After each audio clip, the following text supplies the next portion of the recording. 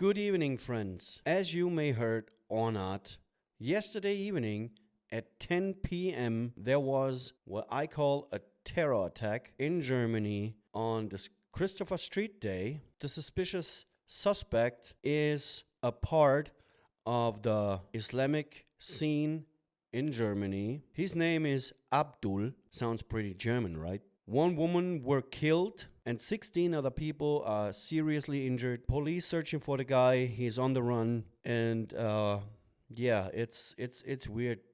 It's totally weird what's going on. It's not the first time such a thing happened. A couple years back, we had an incident on a Christmas market, and when you go nowadays on a Christmas market in big cities, there doesn't look like a Christmas market because you have everywhere security, everywhere is police. It's just like celebrating Christmas in the barracks. I don't know. It is weird what's going on right now. I have a video from a journalist that I will play for you, and he describes the whole situation, what's going on with the left and with the LGBTQ community when they go together on marches with the Islamic scene in Germany because of the Queers for Palestine and all these Allah is queer kind of stuff. Maybe this is a wake up call. Maybe they realize right now that partnering up with terrorists, fundamentalists, is always the wrong way. Let's get into the video part. There are moments when you are practically forced to re-examine the lies you've lived by, and the attack on the Christopher Street Day in Berlin is clearly such a moment because I translated the video with the YouTube feature because this video is in original in German. So I translated it because, yeah, everybody understands English, at least I hope. it finally makes a contradiction visible to everyone, one that some have stubbornly chosen to ignore for many years because I believe one thing must now be crystal clear. LGBTQI representatives and Islamists are not on the same side of history. And this is what I saw the last couple years when you have marches from the LGBTQ community and you have obviously people who are not on the same side as them when it comes to sexual preferences and genders and all that, but in the mass they more. This is why the Islamists team up with the LGBTQ community. But we all know what would happen when Islamic terror takes over. The first people who got thrown off buildings are the same people who marched with the Islamists. And this is the LGBTQ and the woke and all these leftists. And those people would be the first ones who take a big dive. On the contrary, they are irreconcilably opposed, and that is not an opinion, it is the ideological foundation of Islamism. True. Anyone who examines the programs of Islamist movements, whether ISIS, Al-Qaeda, Hamas, or the Taliban, will find no acceptance of sexual diversity there, no tolerance, and no equality. The Islamists team up with the LGBTQ and the woke and all that. As long as the Islamists are in the minority in this country, especially in Germany, they will team up with practically everyone who is against the West and the culture and the standards and all that. But when they become the majority, they will unalive practically every one of them. And the left and the LGBTQ and all these people are too stupid, too blind, too naive, too ideology driven to see it. Or maybe they know it, or they can at least figure out that in the future, if the Islam will take over, they will be gone, and they accept it because most of these people hate white people, and they're white, and they scream things like burn the flag, the German flag, of course, and they hate this country so much, maybe they want to get erased. I don't know. Homosexuality is considered a sin, a crime, or True. even an offense punishable by death. Trans identity is not recognized. The free development of the individual is viewed and understood as an attack on a divine order. And yet, for years, we have been witnessing a fundamentally absurd political spectacle. One that can hardly be topped in absurdity, as parts of the political left are trying to forge a political front out of almost every conceivable minority, following the motto, whoever allegedly or actually experiences discrimination automatically belongs to the same camp. True. But group affiliation does not function according to victim hierarchies. It functions based on values because it is simply not enough to band together as supposed victims. The decisive question is, what values do you stand for? Do you stand for freedom? Do you stand for equality? Do you stand for the self-determination of the individual? The funny part is that some parts of the queer community, especially the LGBTQ community and the left and all the woke people in between, they're always preaching tolerance, but at the end, they're practically intolerant against everyone else who is not exact on their own track. And to be honest, to making this video is kind of weird for me because this maybe is a shift in thinking. This maybe will be a turning point because the left and the LGBTQ and the Islamic people, they always walk together, and now there's a direct attack at them, and I don't know what to expect from it. Do you stand for an ideology that ultimately aims to abolish that very freedom? And this question has been avoided by some with astonishing consistency for years. Instead, we see a debate where criticism of Islamism is frequently labeled as Islamophobia. True. Ultimately, a rhetorical smokescreen, because Islamism is not a religion.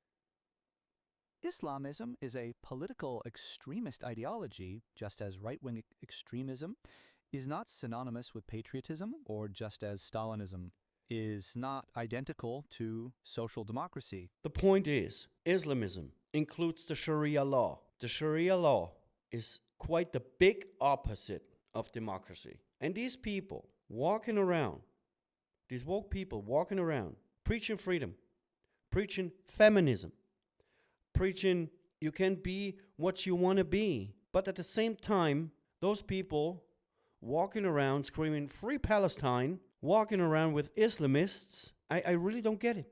How stupid can you be? And how naive can you be to not see the threat? My grandfather always said some people don't see the woods because of the trees, or you have to step back to see the big picture. But maybe they're too stupid or too naive. Yeah, I really don't get it. Maybe some of you get it. I simply can't. And precisely for this reason, one must be allowed to name Islamism for what it is, an enemy of an open society. Well, that queer activists of all people form alliances with groups that refuse to clearly call out Islamist anti-Semitism or anti-queer positions. Gaza sends its regards, therefore seems like a denial of political reality. You cannot hold up rainbow flags while romanticizing those whose ideologues would prefer to burn these flags and their bearers along with them. True. This is not a cultural misunderstanding, it is a fundamental conflict of values. Or to put it even more clearly from my perspective, it is idiocy. Of course, the following also applies. The overwhelming majority of Muslims in Germany are not Islamists. They live peacefully, they work, they raise families, and they want. Yeah.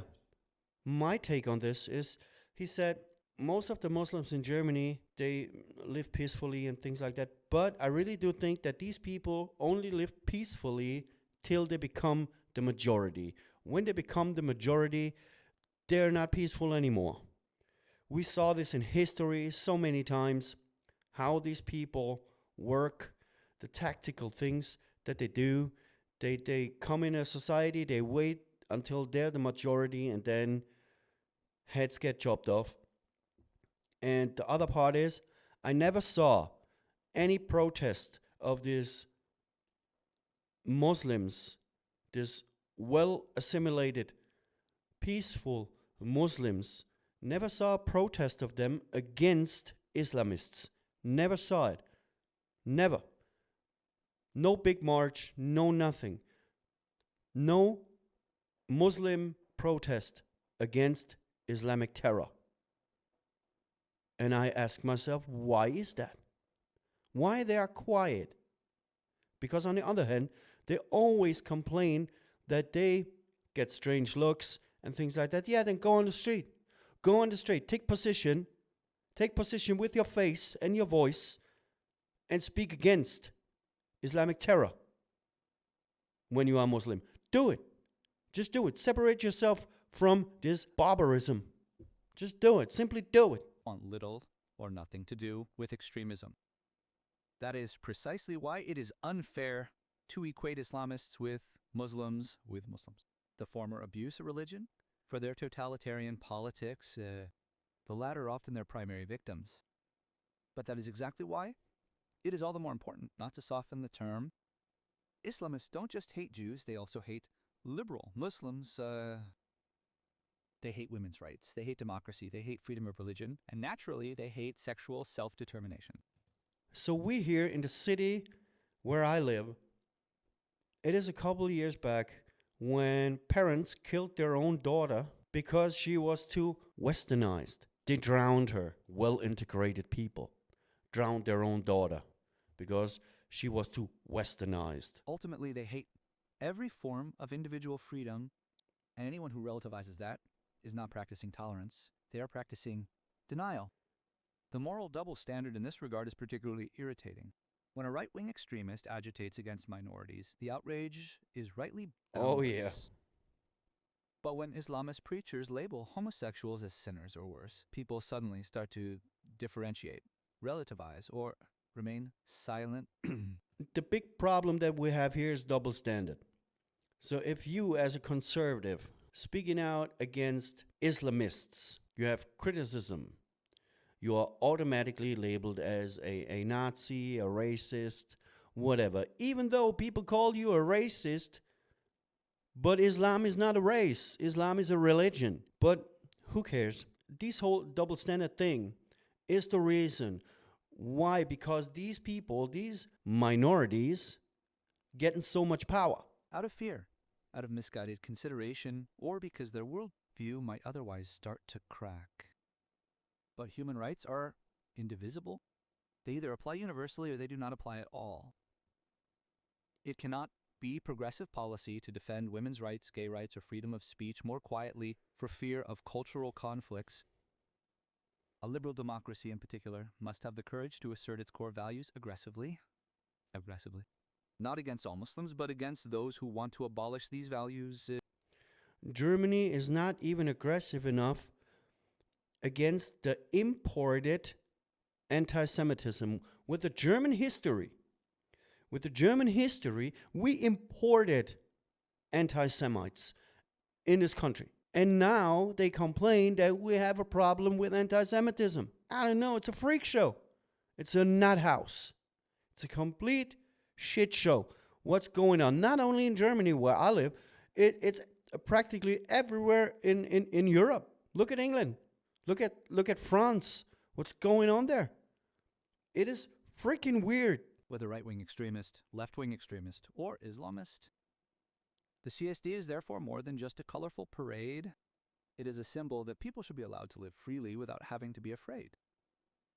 Anyone who attacks this symbol is not just attacking a minority, but also the core of a free society. Yeah, but my problem with the Christopher Street Day is that they're walking, naked people walking around, and kids in between, you know? I don't want to see a 50-year-old guy walking around naked between little kids. This is, if you are gay, no problem. All power to you. Do whatever you want. But if you want to pull up a freak show, walking around with a dog mask or things like, do this at home. Do this in your own four walls. And don't do this on the public street where kids walking around and can see you. This is my big problem with this whole community. Sex on the streets, some weird costumes on the streets, They're doing everything, and kids in between can't be. Do such things in your own four walls, and nobody has a problem with it. And that is exactly why the political reflex to immediately dismiss any criticism of Islamism as prejudice is so dangerous. A democracy must be able to call extremism by its name. Yeah, but when you call Islamists, you're, the left and all the woke people call you a racist and a Nazi. That's the reason why people in charge don't act. That's the reason why most of the people shut their mouths and don't talk about it. Because every time when someone comes up and want to talk about the real issue here, yeah, the problem is you get labeled as a racist and a Nazi. It must recognize the ideological enemies of its freedom and must stop placing wishful thinking above reality. Perhaps that is, if you will, what we should learn from this terrible event, that identity politics is not a security strategy, that shared or perceived experiences of discrimination do not create shared values, and that freedom is never defended by downplaying its enemies. The decisive dividing line, therefore, does not run between left and right, not between religious and secular, and not between majorities and minorities. It runs between those who defend freedom and those who want to destroy it. And that's the problem. People like me, conservative people who want to defend freedom, who say you can do whatever you want, at least do it in your own home. It's kind of like when it's a freak show, do it at home, no problem. But these people, they want quite the opposite. And that's the problem. And every time someone speaks up to them, yeah, the labels are already set. And as for which side Islamists are on, really no one should be in any doubt anymore. Again, it's pretty weird for me to see this. Tragically, some person lost their life and a lot of others got badly injured. It's horrible, but this is what you get when you are too naive, too open to practically everything and preaching the wrong way. It's horrible. So what do you think? Let me know in the comment section down below. If you like what I do, leave a like, subscribe. See you next time. Goodbye.